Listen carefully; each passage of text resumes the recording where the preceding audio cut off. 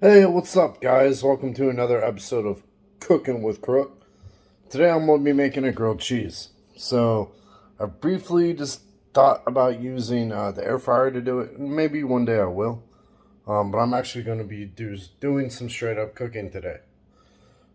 So, even though I could probably use the air fryer for bacon, just for authenticity's sake, I'm going to be frying it in the skillet. Uh, right now, I'm going to go ahead and show you the ingredients I have for this particular dish.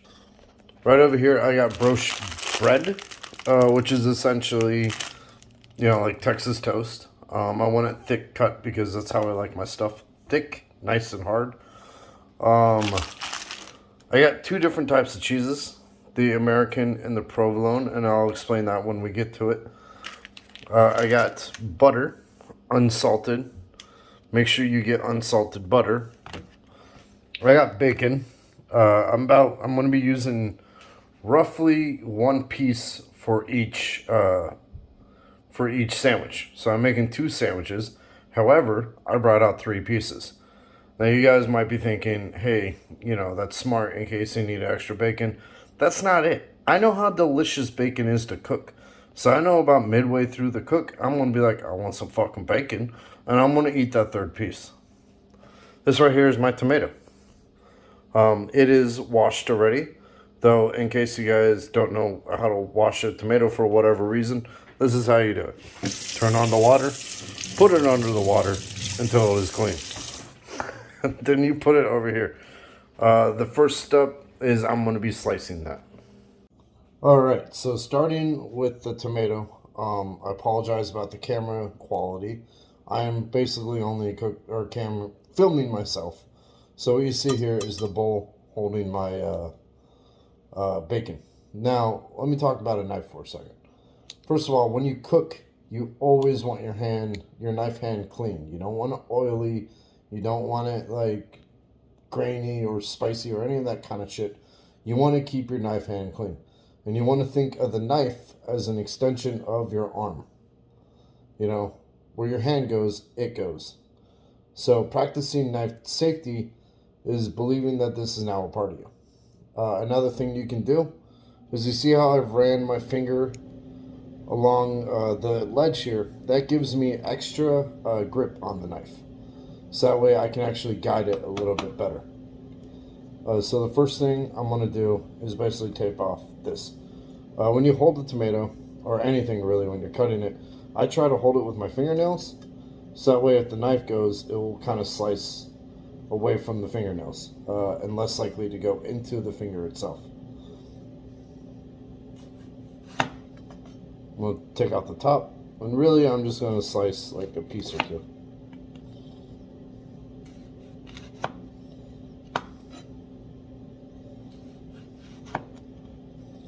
Or just all that. That should be about enough for what I'm going to do. I'm going to cut them in half.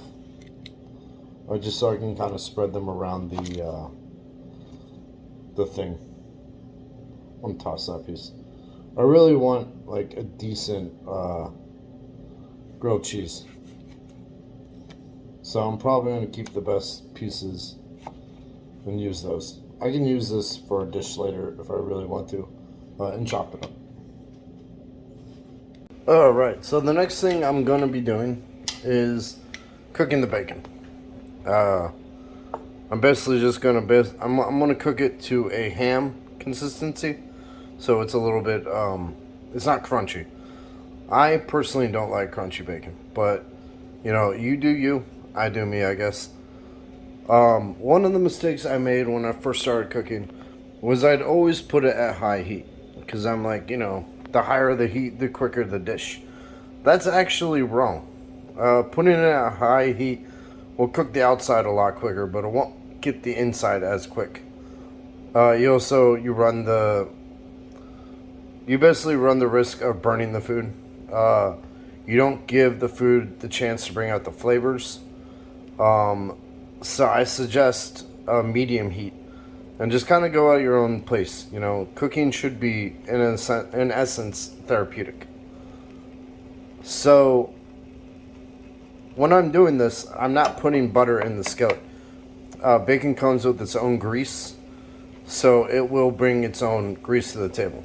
I'll be using butter for the other things, but not for this one. Alright, so the bacon is for the most part done. It's about where I want it. It's got kind of a nice like ham consistency. I also know that when I put it into the sandwich itself, it's going to cook a little bit longer. Now, while I was doing that, I pulled this bowl out of the microwave and burned the shit out of my fingers. So this brings me to a good point. The kitchen is a dangerous place, guys. But mistakes are going to happen. You're going to burn yourself. You're going to cut yourself. You're going to do all this other shit if you aspire to be a chef. It's part of the process. It's basically earning your stripes in the kitchen. So I just want to point that out, that even though you may hurt yourself in the kitchen, continue on. You know, do what you got to do to bandage the wound. But get back out on the playing field. Don't let that stop you. The best way to become really good is to basically learn from those mistakes. Like, for instance, I'm not going to be ripping those out of the microwave immediately anymore. Alright, guys. So I've actually opted to just kind of chop the tomatoes. And that's because I want to kind of cover the grilled cheese. I don't want to just be random ass tomato slices. And you'll see what I mean by that. So I'm basically just chopping it into tiny bits. There's no uniform here. I'm not trying to be super professional. But as you can see, as I'm chopping it, I use the knife as an extension of myself. You know, instead of putting down the knife and scraping that aside, I scrape it away with the knife.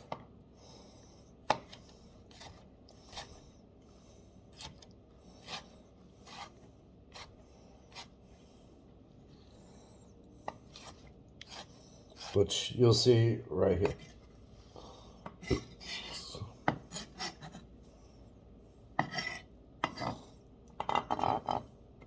Let's have my finger still on here to give me better grip with the knife.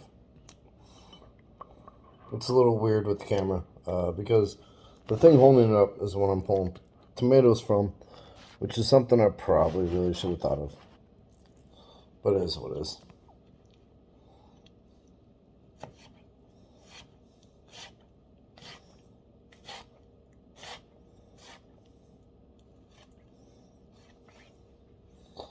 One other tip that I always give, I'm of the firm belief that if you want to make a decent dish, a clean kitchen is the best place to start.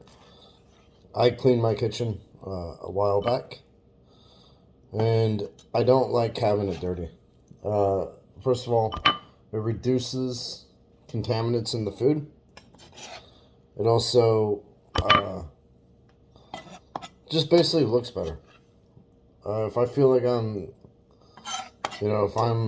and you see this, I'm scraping it onto the knife, holding it, making sure not to cut myself, and using that to put it in the bowl.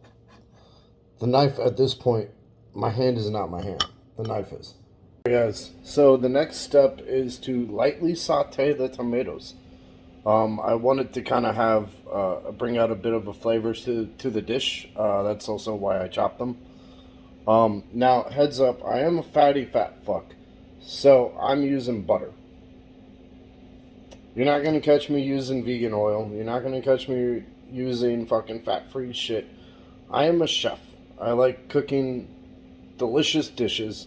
So if you guys want to see what the sauteing the tomatoes in unsalted butter looks like, it's this. The reason I'm using unsalted butter is because the purpose of butter is to the purpose of salt is to bring out the flavors of a dish. It's supposed to essentially accentuate the dish. However, using too much of it, it will overpower the dish. Now, I know that the cheese and the bacon will bring a lot of salt to the table. So I don't need to add extra by using salted butter. I know that they're going to bring pretty much the perfect amount for a grilled cheese. Let's talk about the cheeses for a second. So, I've chosen both American and provolone. And the reason I did that is because I like the American flavor of a grilled cheese. But I also know that, like, when paired with provolone, which is a muted cheese, in other words, it's not like sharp cheddar or anything. What provolone is going to do is basically bring out some of the better flavors, and add some of its own without overpowering the dish. If I took American and put it with sharp cheddar, you probably wouldn't taste much of the American. I would taste a lot more of the sharp cheddar. Whereas if I like American, I can do it with provolone. I did debate doing it with Swiss cheese, but Swiss cheese has kind of a sharp under taste that I could see cutting through the dish, and basically I might as well just be making a Swiss cheese sandwich at that point. This is more to each their own, though. Anybody can choose to put whatever cheeses they want together or their own cheese. This is the kind of way I like to do it. All right, so I went to go start on this next step, and I spilled the butter that burned the shit out of my hand. So you better believe it, guys. I'm pretty sure this dish hates me. What I'm gonna do here is essentially butter the toast. I just want to get a nice kind of little coat around each one.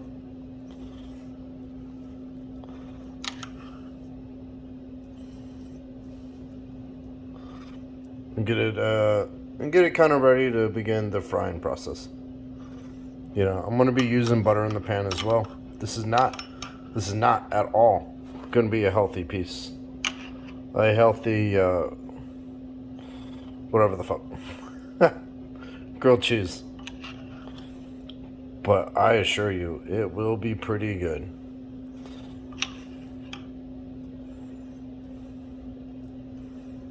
Then I'm going to eventually flip them over and do the other side. And what I'm trying to do here is get kind of butter into the bread. Because when I cook it, I'm going to be essentially cooking both sides. The inside part of the piece is going to be a lot done. I'm going to flip it a lot quicker. That's because I want the inside to be soft, slightly crunchy consistency, but mostly soft. So that way when you bite into it, it's going to be hot, but you can tell it's the center without it being cold, in other words. And I'll show you what I mean by that here in just a second. All right, and now we're on to the final stage. I've got all my ingredients here. I got my bread, my tomatoes, got my pretty terrible looking bacon right now, provolone cheese, and American slices, as well as a plate to put it on. So I'm going to be cooking one of these on camera, and the other one I'm going to essentially cook off the camera, and then I'll let you guys know how it turns out. This is the final part of the video. So, as I was saying, you want to essentially cook one side very slightly. Like I don't want to overcook the inside. So see how it's kind of starting to turn golden brown? That's about where I want the inside. So I'm going to put the tomatoes on there.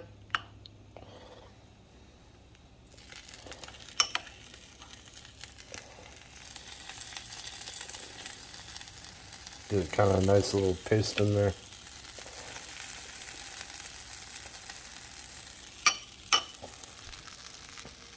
Put my bacon on there. Ah, bitch! See, that's what I mean. You tend to cut or fucking burn yourself here in the kitchen. You put in the cheese on.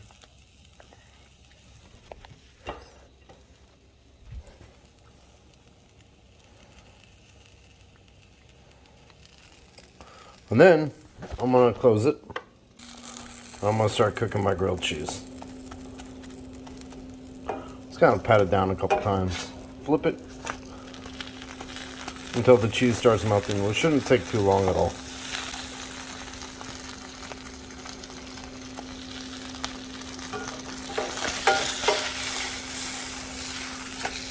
I don't keep it on any one side for too long because I don't want it to burn. So I wanted to start cooking the inside.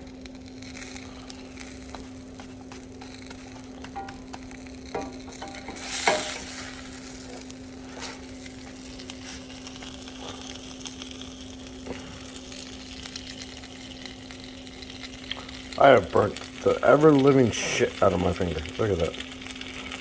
That's 2 battle wounds in one day. I just realized I flipped all of you off. I'm sorry, guys. That was not my intention. I did burn my middle finger, though. So please don't think I'm just flipping everybody off. This is going to be a good lunch. You got the bacon here. You got the cheese starting to melt in the middle. I'm not giving it too much time to burn. Just kind of patting it around. And get in there, cook a little bit. One thing I kind of messed up here. I did not have my cheeses unwrapped. So I had to stop the video while my sandwich was cooking and wrap my cheeses. And I can tell you this right now, that kind of sucked. Also, my finger still needs to be run underwater. So, hopefully this finishes at some point. I'd say that's about good. It's going to cook itself a little bit more, and I can move it to the plate. And here in a second, we'll do a taste test of it. Alright guys, so we've come to the final part, and that's the taste test. It is messy. I already took a bite out of it. I'm just too hungry. It is messy. It is falling apart. But oh my god.